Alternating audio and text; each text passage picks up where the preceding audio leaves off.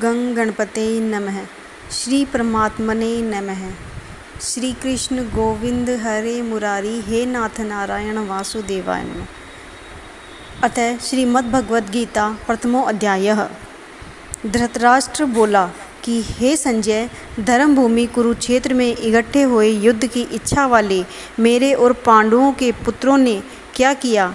तो संजय बोल रहे हैं कि उस समय राजा दुर्योधन ने व्यूह रचना युक्त पांडवों की सेना को देखकर और द्रोणाचार्य के पास जाकर यह वचन कहे कि हे आचार्य, आपके बुद्धिमान शिष्य द्रुपद पुत्र धृष्टद्युम्न द्वारा व्यूहाकार खड़ी की हुई पांडुपुत्रों की इस बड़ी भारी सेना को देखिए। इस सेना में बड़े बड़े धनुषों वाले युद्ध में भीम और अर्जुन के समान बहुत से शूरवीर हैं, जैसे सात्यकी और विराट तथा महारथी राजा द्रुपद और धृष्टकेतु चेकितान तथा बलवान काशीराज पुरुजित कुंती भोज और मनुष्यों से श्रेष्ठ शैब्य और पराक्रमी युद्धामन्यु तथा बलवान उत्तमौजा सुभद्रा पुत्र अभिमन्यु और द्रौपदी के पांचों पुत्र, यह सब ही महारथी हैं। हे ब्राह्मण श्रेष्ठ, हमारे पक्ष में भी जो प्रधान हैं आप समझ लीजिए। आपके जानने के लिए मेरी सेना के जो सेनापति हैं उनको कहता हूँ। एक तो स्वयं आप और पितामह भीष्म तथा कर्ण और संग्राम विजय कृपाचार्य तथा वैसे ही अश्वत्थामा विकर्ण और सोमदत्त का पुत्र भूरिश्रवा तथा और भी बहुत से शूरवीर अनेक प्रकार के शस्त्र अस्त्रों से युक्त मेरे लिए जीवन की आशा को त्यागने वाले सब के सब युद्ध में चतुर हैं। और भीष्म पितामह द्वारा रक्षित हमारी वह सेना सब प्रकार से अजेय है और भीम द्वारा रक्षित इन लोगों की यह सेना जीतने में सुगम है। इसलिए सब मोर्चों पर अपनी अपनी जगह स्थित रहते हुए आप लोग सब के सब ही निसंदेह भीष्म पितामह की ही सब ओर से रक्षा करें। इस प्रकार द्रोणाचार्य से कहते हुए दुर्योधन के वचनों को सुनकर कौरवों में वृद्ध बड़े प्रतापी पितामह भीष्म ने उस दुर्योधन के हृदय में हर्ष उत्पन्न करते हुए उच्च स्वर से सिंह की नाद के समान गर्ज कर शंख बजाया। उसके उपरांत शंख और नगारे तथा ढोल मृदंग और नरसिंगादि बाजे एक साथ ही बजे। उनका वह शब्द बड़ा भयंकर हुआ। इसके अनंतर सफ़ेद घोड़ों से युक्त उत्तम रथ में बैठे हुए श्री कृष्ण महाराज और अर्जुन ने भी अलौकिक शंख बजाए। उनमें श्री कृष्ण महाराज ने पांचजन्य नामक शंख और अर्जुन ने देवदत्त नामक शंख बजाया। भयानक कर्म वाले भीमसेन ने पौंड्र नामक महाशंख बजाया। कुंती पुत्र राजा युधिष्ठिर ने अनंत विजय नामक शंख और नकुल तथा सहदेव ने सुघोष और मणि पुष्पक नाम वाले शंख बजाए। श्रेष्ठ धनुष वाला काशीराज और महारथी श्रीखंडी और धृष्टद्युम्न तथा राजा विराट और अजय सात्यकी तथा राजा द्रुपद और द्रौपदी के पांचों पुत्र और बड़ी भुजा वाला सुभद्रा पुत्र अभिमन्यु, इन सब ने हे राजन अलग अलग शंख बजाए। और उस भयानक शब्द ने आकाश और पृथ्वी को भी शब्दायमान करते हुए धृतराष्ट्र पुत्रों के हृदय विदीर्ण कर दिए। हे राजन, उसके उपरांत कपिध्वज अर्जुन ने खड़े हुए धृतराष्ट्र पुत्रों को देखकर उस शस्त्र चलने की तैयारी के समय धनुष उठाकर ऋषिकेश श्री कृष्ण महाराज से यह वचन कहा, हे अच्युत, मेरे रथ को दोनों सेनाओं के बीच में खड़ा करिए।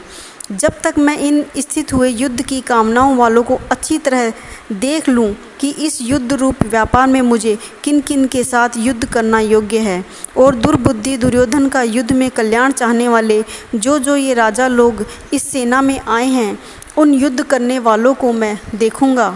संजय ने कहा कि हे धृतराष्ट्र, अर्जुन द्वारा इस प्रकार कहे हुए महाराज श्री कृष्ण ने दोनों सेनाओं के बीच में भीष्म और द्रोणाचार्य के सामने और संपूर्ण राजाओं के सामने उत्तम रथ को खड़ा करके ऐसे कहा कि हे पार्थ, इन इकट्ठे हुए कौरवों को देख। उसके उपरांत प्रथापुत्र अर्जुन ने उन दोनों ही सेनाओं में स्थित हुए पिता के भाइयों को, पितामहों को, आचार्यों को, मामों को, भाइयों को, पुत्रों को और पौत्रों को तथा मित्रों को, ससुरों को और सुहृदयों को भी देखा। इस प्रकार उन खड़े हुए संपूर्ण बंधुओं को देखकर वह अत्यंत करुणा से युक्त हुआ।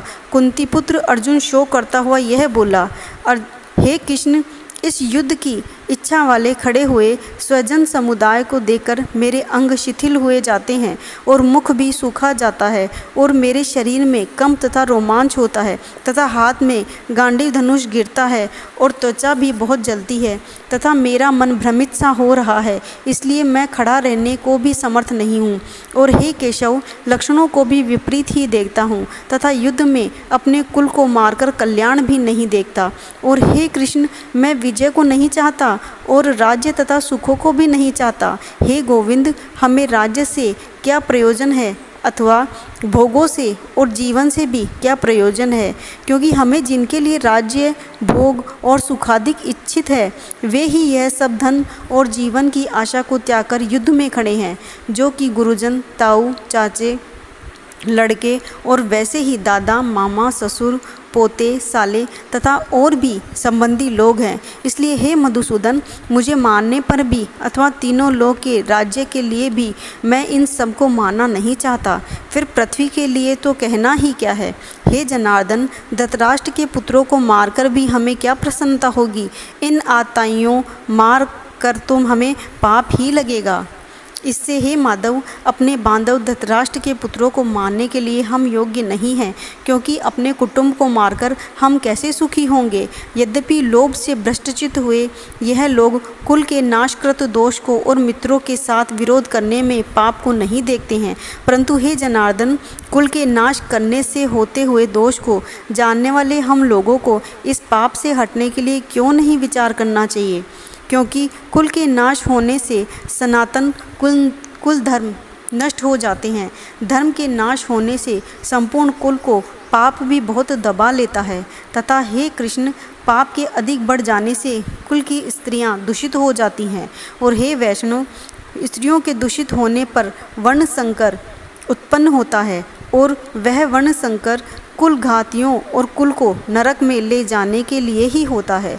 लोप हुई पिंड और जल की क्रियाओं वाले उनके पितर लोग भी गिर जाते हैं और इन वर्ण संकर कारक दोषों से कुल घातियों के सनातन कुल धर्म और जाति धर्म नष्ट हो जाते हैं तथा हे जनार्दन, नष्ट हुए कुल धर्म वाले मनुष्यों का अनंत काल तक नरक में वास होता है, ऐसा हमने सुना है। अहो शोक है कि हम लोग बुद्धिमान होकर भी महान पाप करने को तैयार हुए हैं, जो कि राज्य और सुख के लोभ से अपने कुल को मारने के लिए उद्धत हैं।